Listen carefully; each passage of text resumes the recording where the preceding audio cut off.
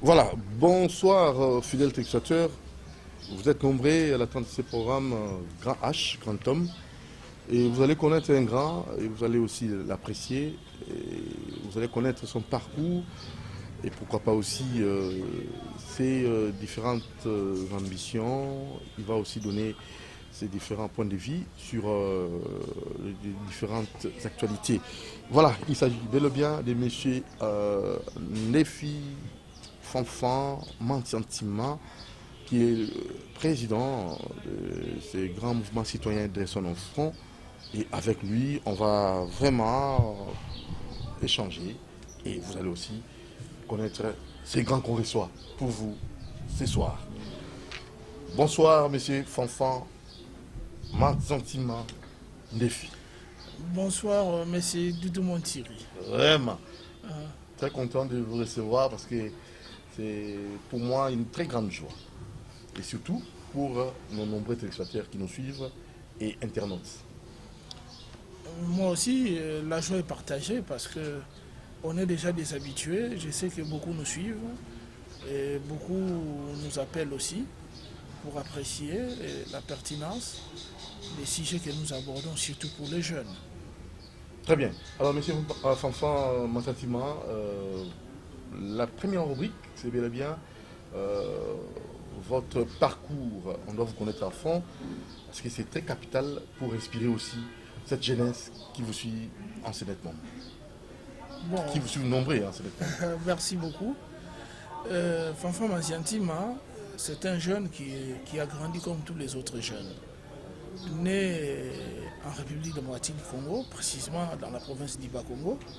C'est là où j'ai fait mes études primaires et secondaires. Dans une grande famille, des femmes et des hommes, parce que nous sommes tous devenus, moi je suis le cadet. Et c'était pas aussi, j'ai pas eu vraiment une enfance riche. Hein. C'est cet enfant-là qui allait à l'école à pied, mais qui avait les soucis d'étudier. Avec des parents qui se battaient, malgré toutes les difficultés de la vie.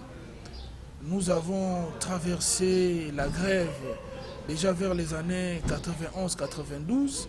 On a perdu une année et puis c'était les parents qui devaient prendre en charge les études. C'est ces jeunes-là avec qui nous avons commencé à secondaire. Déjà, nos parents prenaient déjà en charge nos études. Donc, c'était pas facile. Il fallait étudier dans ces conditions-là. Tant bien que mal, heureusement, on était dans de bonnes écoles. On a pu terminer nos études avec brio aussi parce que on aimait beaucoup étudier. C'est ce que nous devons aussi demander aux autres d'aimer les études parce que c'est le seul moyen qui peut les permettre de s'en sortir de leurs propres difficultés. On a terminé les études, on est venu à Kinshasa, nous avons fait l'université, notamment à l'IBTP. Actuellement, c'est ISAU. On a fait les études d'architecture. Nous avons fait les études d'architecture. Et c'était pas aussi facile. Il fallait marcher à pied. Et vous quittez la commune de Bumbu. On étudiait ici à 24. À l'époque, avec Mouzé, il n'y avait pas de carburant. Donc, il fallait faire le pied. Soit il fallait prendre des remorques. Bon, avec la vie estudiantine, vous comprenez. Fallait s'imposer parce qu'il faut être à l'école. C'était pas parce qu'on était des délinquants, mais fallait s'imposer pour être au cours. Si vous ne pouvez pas vous imposer pour prendre un véhicule ensemble, vous n'aurez pas à étudier ces jours-là. C'était pas facile. C'est ces jeunes-là que je suis, parmi tant d'autres qui se reconnaissent à nous. Nous avons souffert. Vous n'êtes pas issu d'une famille riche? Non, pas du tout. Je suis ici d'un papa qui est menuisier. Papa menuisier. Ma maman, c'est une vendeuse de poissons, pour ne pas dire commerçante. Parce que commerçant, c'est encore plus. Parce que c'était des commerces de fortune. Oui. C'est-à-dire, vous vivez les jours le jour.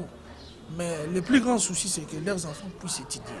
Et vos parents vous ont scolarisé Naturellement, avec le peu de moyens qu'ils avaient. avec le peu de moyens, nous avons eu un véritable soutien. Donc malgré la pauvreté, on peut bien éduquer les enfants. Malgré la pauvreté, on peut bien éduquer les enfants. Nos parents se sont sacrifiés.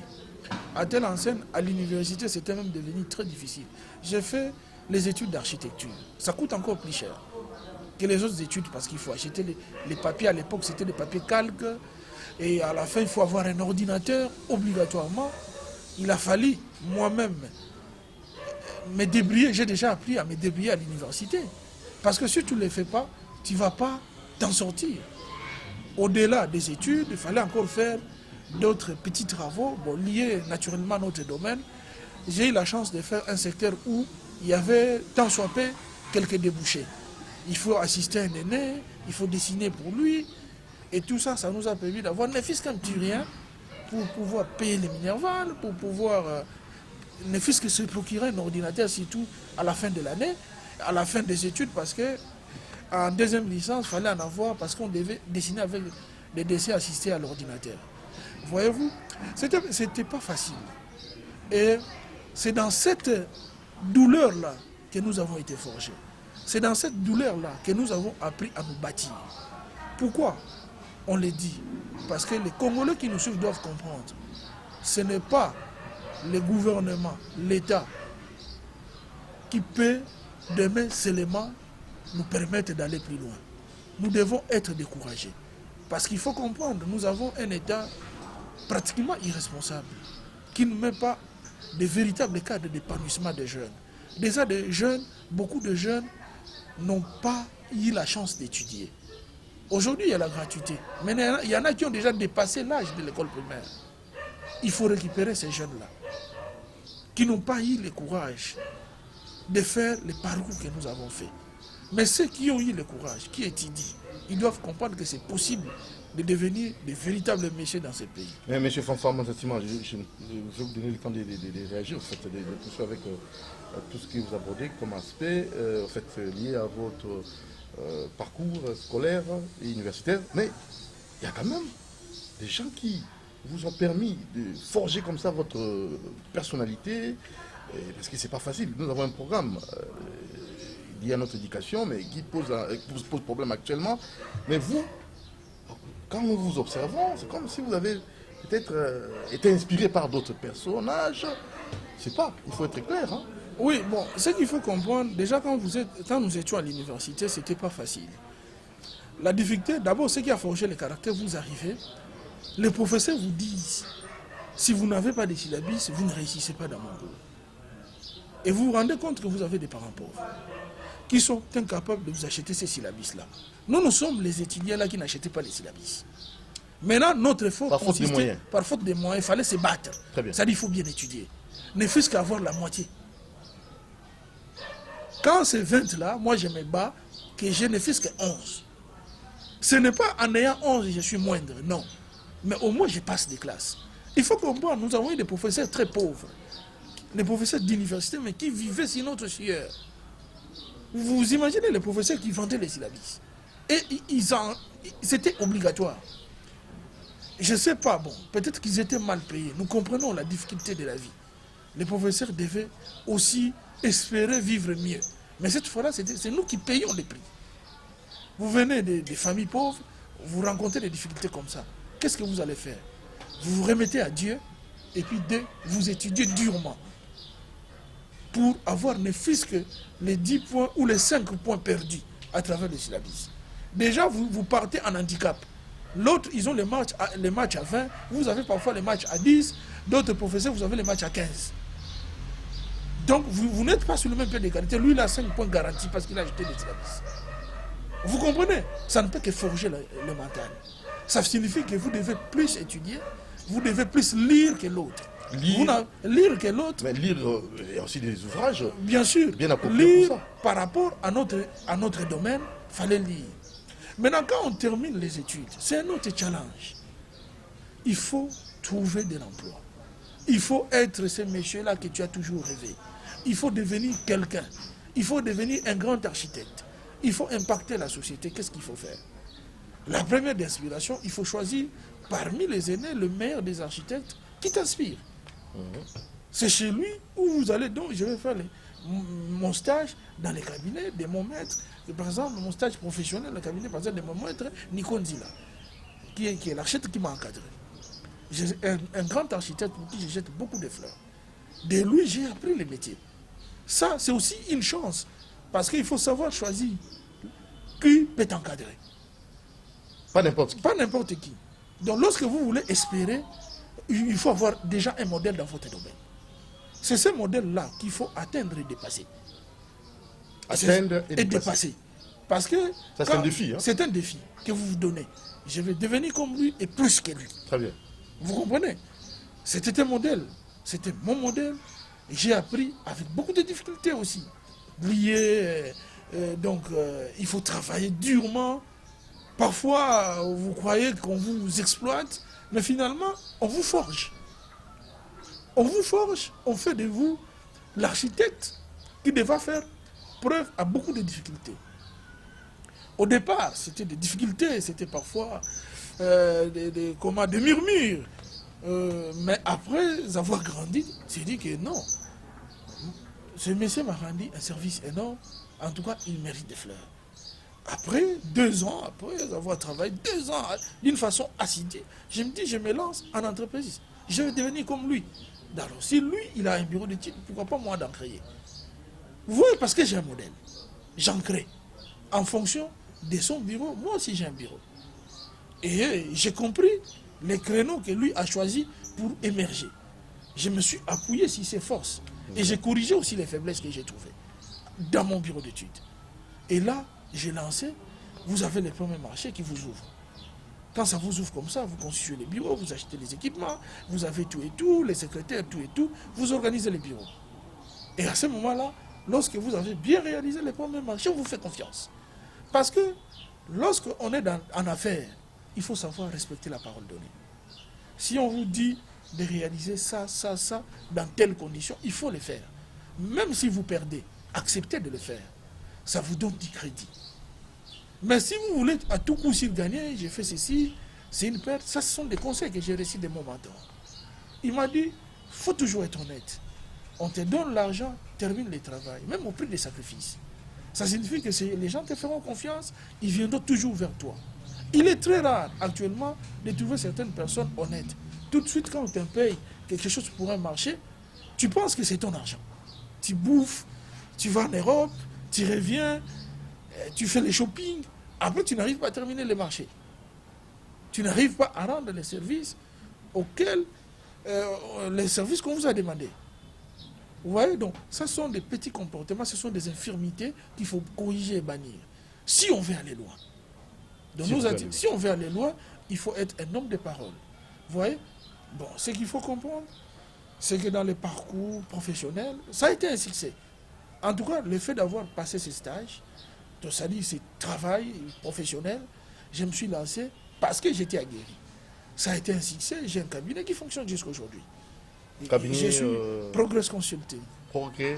Progress Consulting. En anglais, hein? En anglais. Très bien. Exactement. Qui fonctionne jusqu'à aujourd'hui. Nous soumissionnons comme tous les autres cabinets concurrentiels. Nous gagnons aussi et nous perdons. Mais c'est ça, vous pouvez soumissionner ces 10 marchés. Lorsque vous en gagnez un, ça vous stabilise. Mais vous avez aussi lu d'autres ouvrages. Oui, parce que ils vous ont aussi inspiré. C'est ça qu'il faut comprendre. Exactement. Exactement. Dans la vie. Exactement. L'homme que je suis, au-delà d'être architecte, je suis aussi un homme social. C'est ainsi que nous avons créé le mouvement Dressons nos fonds. Nous avons vu, quand vous allez aux États-Unis, les grandes figures, des Rockefeller, des Ford, tout ça, ce sont des gens qui savaient aussi donner aux autres.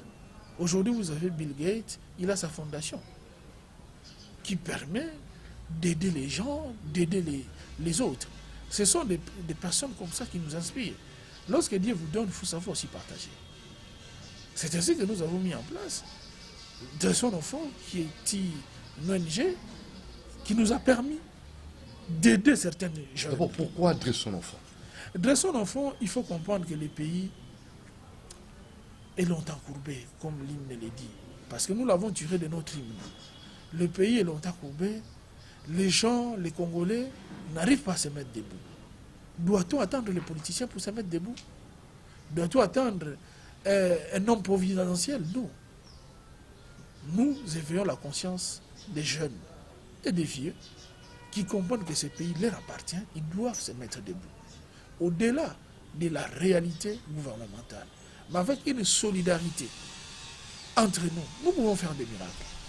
Avec une solidarité entre nous, on peut créer des écoles, même des centres de formation. Si nous nous mettions en place. C'est là où nous avons commencé. Nous avons mis un centre d'alphabétisation gratuitement et un centre de formation en informatique gratuitement. Les jeunes viennent apprendre à Binza. Nous ne pouvons pas le faire dans tous les pays parce que les minimums que nous avons nous limitent. Aujourd'hui, nous avons des gens qui sont plus riches que nous, qui sont même des milliardaires, qu'on en parle. Mais pourquoi ils ne peuvent pas créer aujourd'hui des écoles pour des enfants? Pourquoi ils ne peuvent pas prendre certains jeunes qui terminent des lauréats, les envoyer dans des universités prestigieuses aux États-Unis, en France, partout dans le monde? Ça, la fondation, par exemple, Rockefeller le fait. Ils sont milliardaires, ils viennent prendre des Congolais.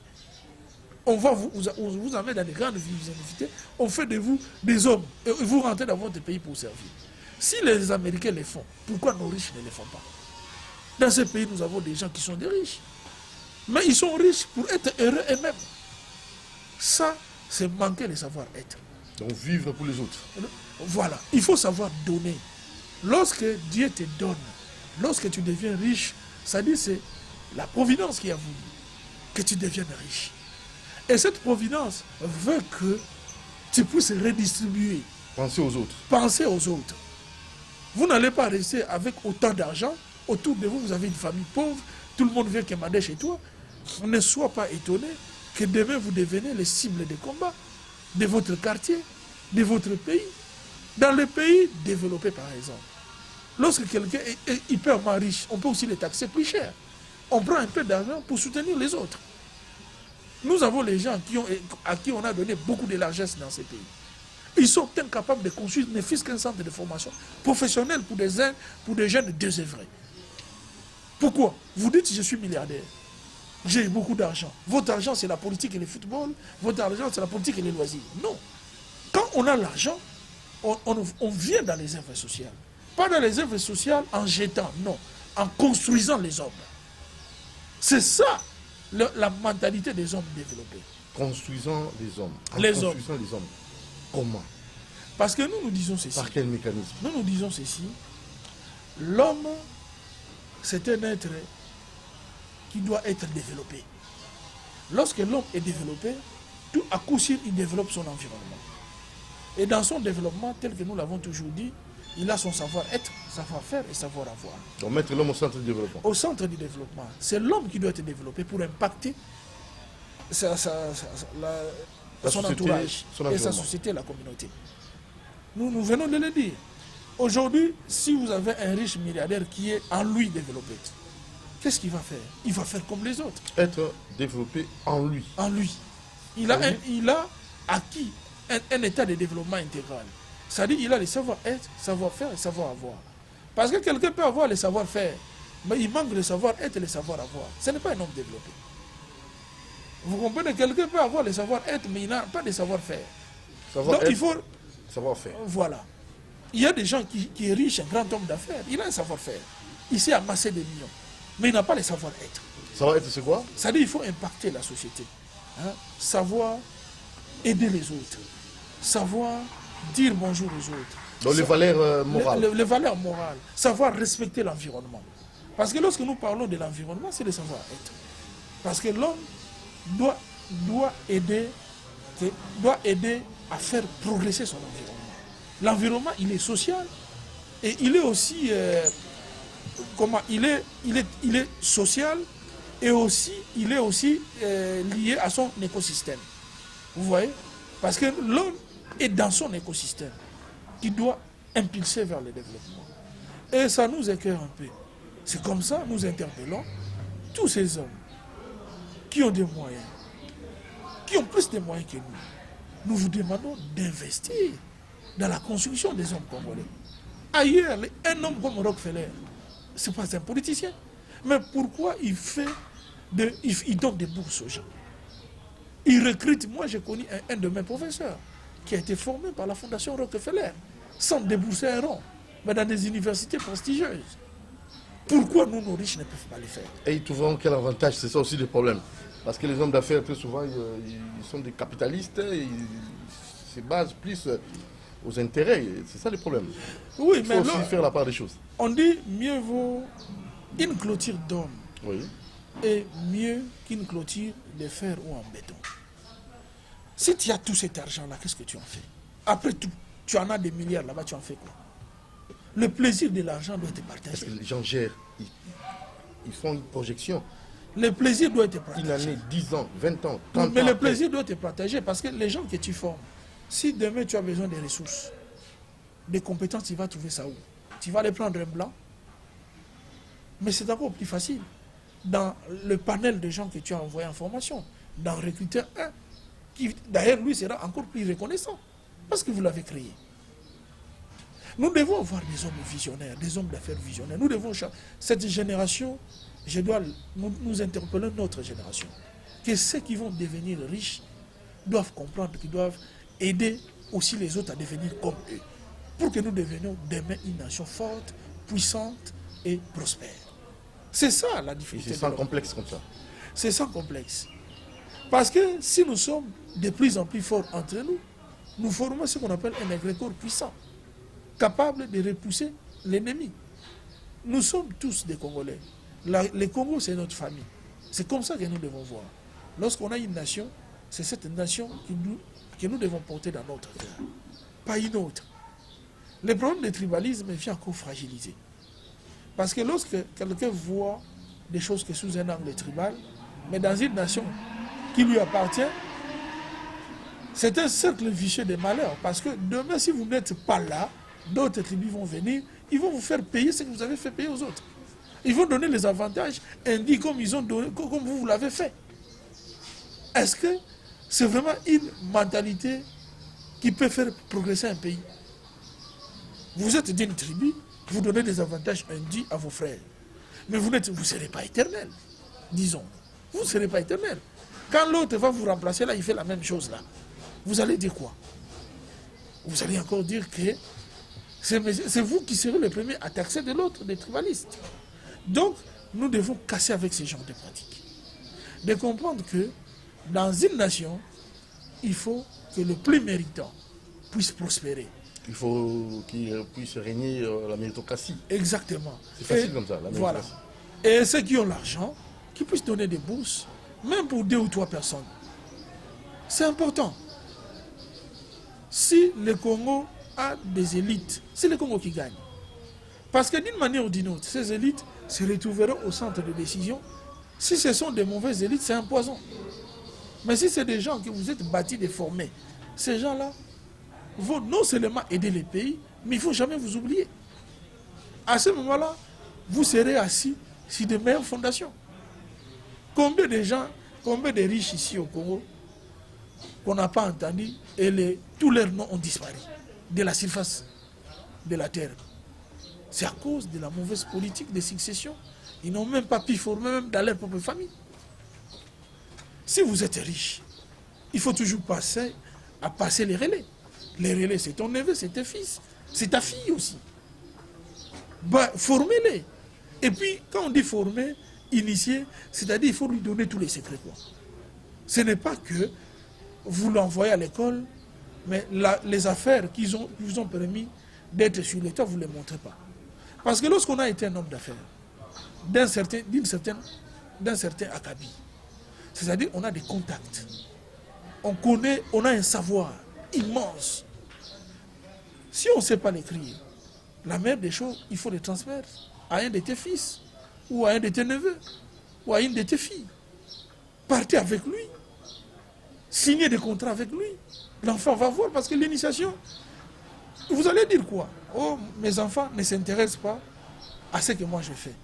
Mais pour que les enfants s'intéressent, déjà dès le bas âge, un enfant de 10 ans, 9 ans, promène-toi avec lui. Partez avec lui là où tu signes les contrats.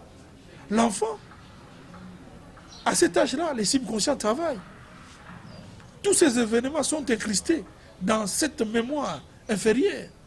Et puis ça va se développer plus loin, comme des habitudes, rodées. Donc, il est temps de préparer nos enfants pour que les investissements que vous faites ne disparaissent pas. Parce que là aussi, c'est un gâchis. Donc tout ça, il faut comprendre. Donc c'est toute une culture que nous avons appris dans la vie, que nous essayons de partager avec les autres. Alors, parlons un peu de notre jeunesse. Il faut nécessairement donner aussi quelques orientations aux jeunes qui vous suivent en ce moment. Il nous reste 20 minutes. On va échanger.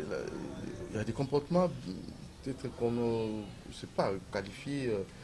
En fait, pour être précis, c'est plus la délinquance juvénile. Hein. Est-ce qu'il y a moyen d'orienter la jeunesse actuellement? C'est possible malgré la pauvreté, malgré la mondialisation. C'est pas, est-ce qu'on peut comme ça regarder notre jeunesse, orienter notre jeunesse, encadrer notre jeunesse? Merci beaucoup.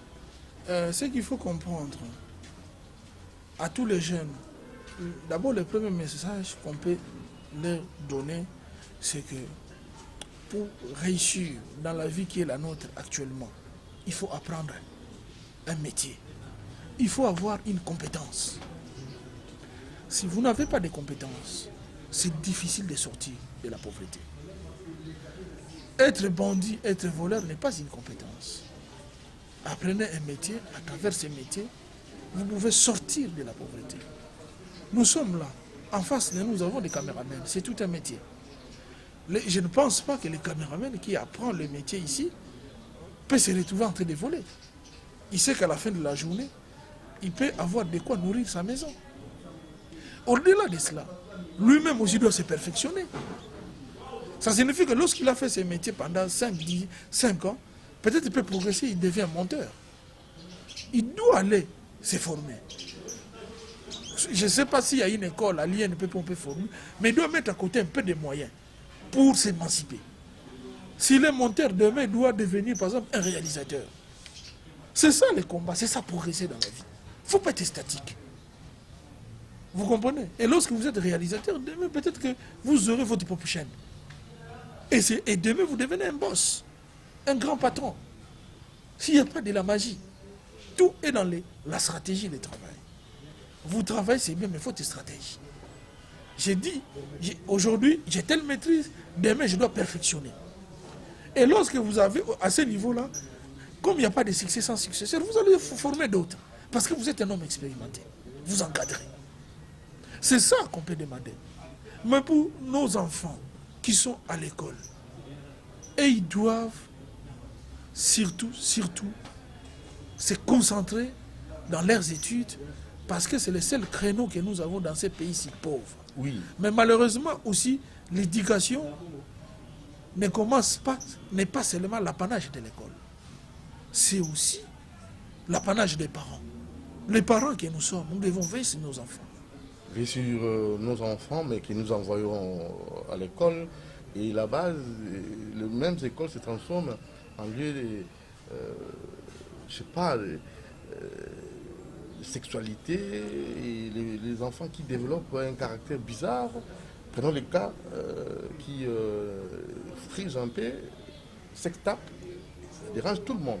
Je ne sais pas si vous êtes parent, comment est-ce que vous pouvez commenter, malgré les différentes décisions prises, c'est tellement sévère bien sûr, mais il faut encore aggraver, il faut encore ajouter d'autres mesures, d'autres décisions pour ces enfants qui se sont comportés comme, je ne sais pas, je manque même des mots, mais seulement c'est trop regrettable pour notre société.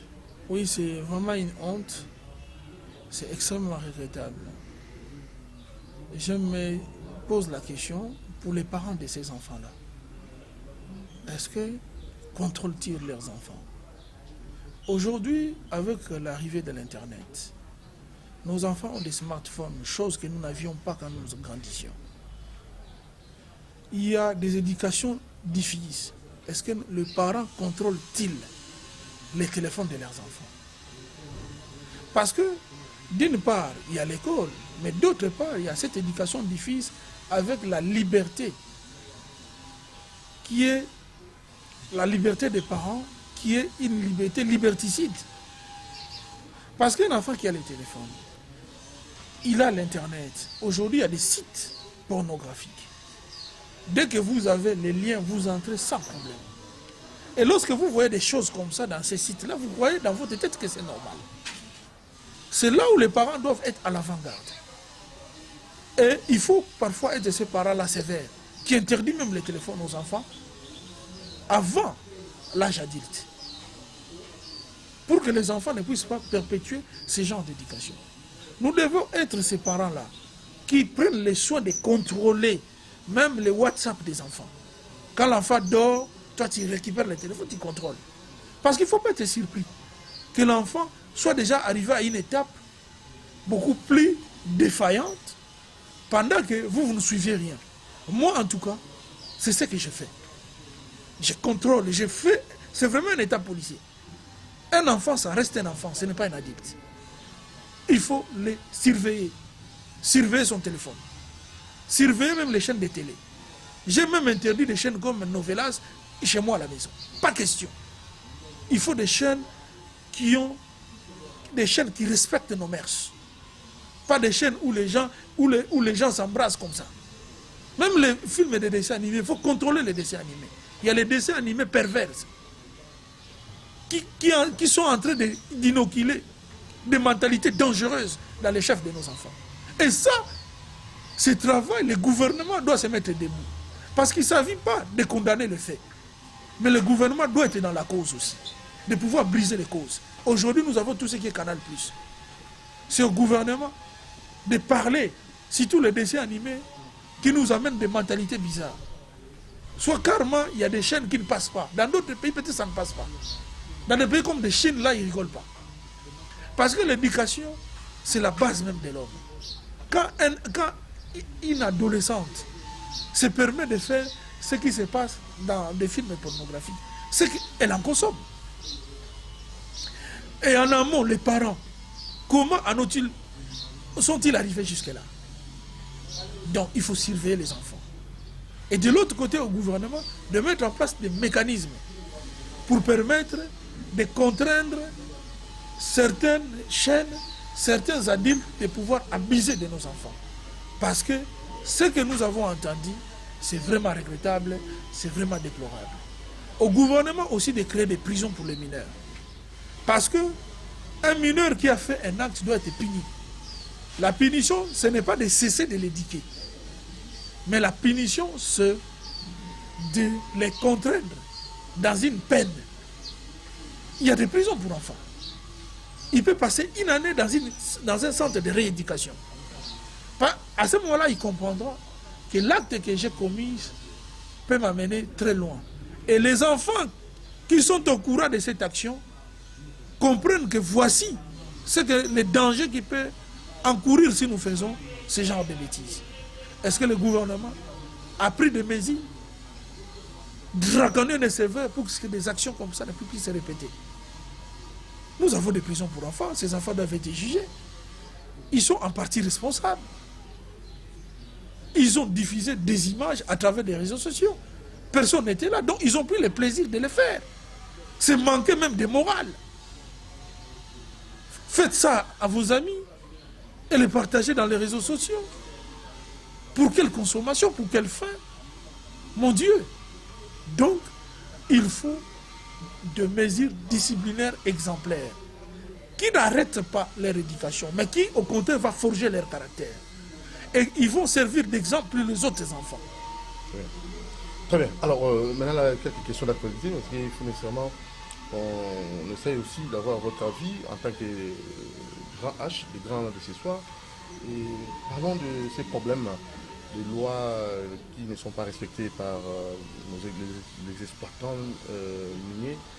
Je sais pas, les Chinois, en termes clairs, Alain Foucault qui a voulu comme ça réaliser quelques émissions ou quelques enquêtes en âge limité. Et nous ne savons pas, vous en tant que citoyen congolais, qu'est-ce que vous pouvez dire? Ce sabotage, cette façon de bafouer nos lois par les expatriés, est-ce qu'on peut quand même trouver des solutions là-dessus? Mais nous avons un gouvernement. Et j'ai vu l'équipe qui a fait ces enquêtes. On parlait avec le gouverneur de la province, on parlait avec le ministre provincial de mines, ils ont parlé avec Madame la ministre des Mines de notre pays national. Ils ont présenté les faits comme tels. Ça signifie quoi? Il y a un moment, ce pays n'était pas gouverné. C'était un no man land. C'est-à-dire, n'importe qui, un hors-la-loi, peut venir établir sa tutelle.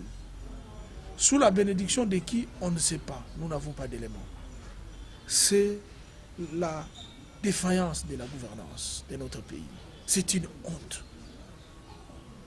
Maintenant, le gouvernement qui est là, les faits sont là. Ça signifie un seul fait peut démontrer que des faits comme ça sont légion. C'est au gouvernement maintenant d'établir une politique de contrôle de toutes nos zones minières. Il faut qu'il y ait, peut-être par mois, par trimestre, un contrôle en survolant tout notre espace, avec des drones ou bien des avions, pour voir qu'est-ce qui se passe dans X, Y périmètre, dans des zones minières, qu'est-ce qui se passe, dans des zones forestières, qu'est-ce qui se passe. Il faut que le gouvernement ait une idée totale de la réalité de notre pays. Pour gérer un grand pays comme les autres, nous devons être des hommes d'ambition et fiers. Nous avons la chance d'avoir un grand pays si riche. Mais nous devons être à la hauteur de ces pays. On n'est pas là à pleurnicher. On est là à apporter de véritables réponses. Ces gens qu'on a découverts là-bas, ni titre ni qualité, qui ont même cassé les ponts, ces gens-là doivent être arrêtés. Est-ce qu'on les a arrêtés? Ils doivent être jugés pour servir d'exemple. Et savoir comment sont-ils arrivés là. Un Chinois qui n'a ni document se retrouve comme par hasard dans une mine congolaise. Non. Comment a-t-il traversé les frontières sans papier? Tout ça, ça démontre aussi la qualité poreuse de nos frontières. Comment les étrangers sans papier peuvent-ils passer les frontières si des Congolais ne leur donnent pas accès? Tout ça, ça doit être bien étudié. Il faut qu'il y ait une réflexion. Parce qu'on peut s'alarmer maintenant, mais il faut qu'il y ait un groupe d'experts autour de ces problématiques en matière de sécurité qui puissent étudier tous ces problèmes afin de donner des réponses appropriées auprès du gouvernement. Parce que dans les matières comme celle-là, on peut décrire, on peut parler, mais il faut une étude approfondie. Parce que c'est un système qui existe dans notre pays, peut-être depuis un bon bout de temps, qu'il faut démanteler. Heureusement, cette fois-là, on a changé de gouvernance, on commence maintenant à trouver certaines failles qu'il faut colmater maintenant. Et nous demandons, nous interpellons le gouvernement de mettre en place une commission. Une commission en matière de sécurité. Nous avons déjà une police des mines. La police des mines, elle est là pourquoi? C'est pour sécuriser toutes ces carrières. C'est pour sécuriser nos matières premières. C'est à eux, ensemble, avec l'Agence nationale des renseignements, de mener des investigations. Comment les gens entrent dans nos frontières avec la DGM. Une équipe avec des panoplies d'experts de sécurité. L'ANER, la DEMIAP, tout ça, réunis dans un panel d'experts. Ils étudient les problèmes et ils vont apporter des réponses sur la table du ministre et du chef de l'État. Ainsi, de véritables réponses vont être trouvées. Mais ce que nous disons, ce sont des voies, pas des réponses appropriées. C'est au gouvernement qui a la charge d'apporter la sécurité, qui peut apporter des soulagements ou qui peut redresser ce secteur pour que les Congolais puissent en tirer profit. Voilà, il nous reste 8 minutes et j'aimerais de votre part avoir quelques orientations pour nos jeunes qui sont là sans emploi et ils pourront s'en sortir comment. Est-ce que vous avez quand même des propositions concrètes à donner aux autorités qui nous dirigent? Ce pays a tellement de nombres incalculables de chômeurs. Nous n'avons même pas de statistiques, mais nous tous nous savons que la majorité des Congolais est chômeur. Parce que vous sentez combien les gens vous demandent en sortant de la maison, jusque là où vous arrivez. Si quelqu'un travaille, il ne peut pas demander. C'est pratiquement la majorité des gens qui demandent. Tout le monde veut qu'on lui donne. C'est très rare de trouver quelqu'un qui ne veut pas qu'on lui donne. Donc, c'est une mentalité, on peut dire certes, mais c'est une réalité liée au chômage. Maintenant, pour lutter contre ce chômage, il faut une réelle politique de formation de ces jeunes qui sont d'abord qui ne sont pas formés, mais pour ceux qui ont l'emploi, il faut leur créer des débouchés. Mais c'est pour cela, dans un pays comme le nôtre, les emplois, les études comme... les gens s'adonnent trop aux études économiques, tout, le pays n'est pas construit. Vous êtes économiste, vous allez gérer quoi? Les pays comme les nôtres, il faut beaucoup d'hommes de métier, beaucoup d'hommes de métier. Il faut parfois faire la conversion. Vous avez été, par exemple, un comptable, vous faites une conversion peut-être vers la menuiserie. Vous faites une conversion vers la coupe et couture. Ce sont des créneaux. Avec vos atouts de comptable, vous pouvez maintenant monter une bonne société de coupe et couture. Vous allez vêtir les Congolais. N'attendez pas ce gouvernement qui est parfois irresponsable, qui parfois ne sera pas même de vous apporter les solutions tout de suite. Jeunes Congolais, réveillons-nous. Soyons inventifs. Battons-nous. Et demain, si nous créons cette classe-là, par nous-mêmes, ces politiciens vont nous respecter. Ils viendront puis nous dire des discours inutiles. Un député qui vient vous dire « je vais construire un pont », pendant qu'il sait que ça ne sera jamais son action. Un député qui vient vous promettre « monde de merveille », pendant que ce n'est pas dans ses actions, c'est dans les actions du gouvernement. Juste un jour, il vous apporte du pain, tout ça, des polos, vous les votez, sans discours cohérent de développement. Il sera même incapable de contrôler le ministre. Et cette formation demande aussi des moyens. Mais c'est cela, ces moyens, c'est là où les bas blessent. C'est là où nous en demandons aux solidarités. Nous demandons aux Congolais qui ont un peu d'argent, qui ne font pas de la politique. Pourquoi on ne peut pas créer une caisse de solidarité pour créer des écoles pour ces jeunes? Aimons ces pays. Aimons ces pays. Créons des centres de formation professionnelle. Nous n'avons pas assez d'argent. Mais pour le minimum que j'ai, on a mis un centre de formation professionnelle. Un petit centre. Aujourd'hui, les mamans de 200 enfants, ils savent lire et écrire. Je suis l'homme le plus heureux pour avoir contribué tant soit peu à l'humanité. Et précisément dans mon pays.